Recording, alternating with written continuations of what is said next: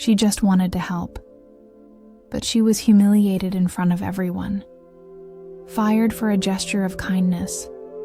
What she didn't know was that on the other side of the room, someone was there who would change her life forever. It was drizzling in Toronto that night. The kind of rain that seems to wash the streets, but can't cleanse the weight of a long day. Clara adjusted her low bun, gently turned the wheels of her chair, and pushed the restaurant's back door open with her shoulder. It was the end of another shift. Or at least, that's what she thought. She had worked there for almost 3 years. She knew the shortcuts between tables, the spots where the floor was smoother, where she had to push harder to get through. No one had taught her. She had learned. Because she had to. Clara was 26 and had a rare ability. She made everything look easy, even while carrying the weight of the world. She never asked for special treatment. She just wanted to work, to be useful, to be seen beyond the chair. That night, the restaurant was packed. A film festival was taking over the city, and suddenly everything felt fancier, more demanding, and more tense. That's when she walked in. Carrie Coon. Yes, the Carrie Coon. Emmy-nominated actress, praised for her role in the 3rd season of The White Lotus, newly arrived in Toronto to receive an award. Clara didn't need confirmation. She recognized that strong face and commanding gaze immediately. Carrie was accompanied by 2 people. They asked for a corner table. No fuss, no star power. Clara approached naturally. "Good evening. Welcome. May I take your order?" Carrie smiled. A calm smile, the kind that says thank you with the eyes. "A soup, please. And some tea, if you have it." "Of course." Clara noted everything down. The tray balanced steadily on the wheels of her chair. Everything under control. Until it wasn't. At the next table, a visibly agitated customer began arguing with a waitress. He was yelling, gesturing wildly. The tension in the air was thick. Clara looked over. The manager was nowhere nearby. The other waitresses hesitated. That's when the man grabbed a glass and, in a fit of rage, threw it toward the counter. But the glass never made it.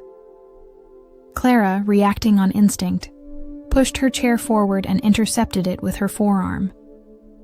The sound of shattering glass on the floor was quieter than the shock that settled over the room. The dining hall fell silent. Carrie stood up immediately. "Are you okay?" she asked, visibly concerned. Clara only nodded. The adrenaline still burned in her veins. She looked around, trying to understand people's reactions. That's when she heard the voice she dreaded most. The manager. "What the hell was that, Clara?" She tried to explain. Tried to say she prevented something worse. "You spilled tea on the guest," he yelled, pointing at Carrie's clothes where a small stain had formed. Carrie tried to step in. It was an accident. She was trying to protect. "Ma'am, with all due respect, this is a restaurant, not a theater." Clara felt the world spin. "Get your things. You're fired." Those were the words. Cold. Sharp. No chance to defend herself. She didn't cry. Not there. She simply turned her chair, crossed the room with dignity, and left through the same door she'd entered hours earlier. The rain was still falling. Now it soaked her face as if carrying the bitterness of injustice. 2 blocks away, sitting under the awning of a closed shop, Clara stared at the reflection of her life in a puddle. She didn't understand. Why did Helping always seemed to come at a price? Why, even when she did the right thing, was she treated as if she were wrong? Her phone vibrated, notifications from group chats, social media. She ignored them all. Then a voice came, soft and steady. "Clara?" She turned slowly, and there, under the same light drizzle, was Carrie Coon. Alone. No security, no makeup, no armor. "Is it okay if I sit here?" Clara blinked, surprised, but nodded. Carrie lowered herself beside her, like someone speaking to an equal. And, for the first time in a long while, Clara felt exactly that. "You didn't deserve that," Carrie said after a few seconds of silence. "You were brave."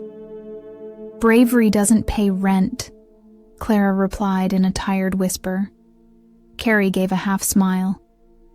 "Maybe not, but sometimes bravery opens doors we didn't even know were there." Pause. "Do you have plans for tomorrow?"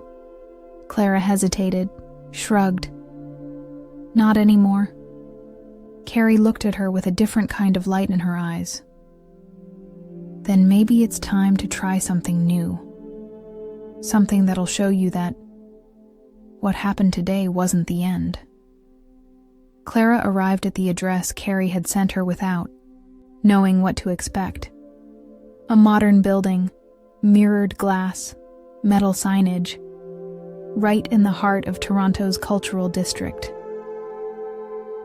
At reception, she was greeted by a smiling woman who already knew her name. "Carrie is waiting for you in Studio 2.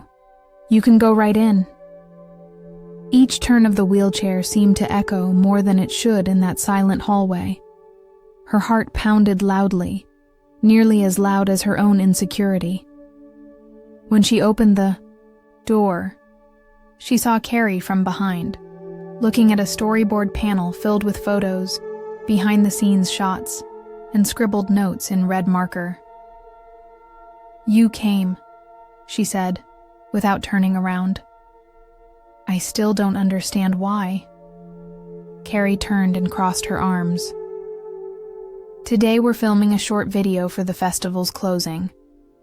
They wanted someone from the team to represent the spirit of resilience, the kind of art that connects, that transforms.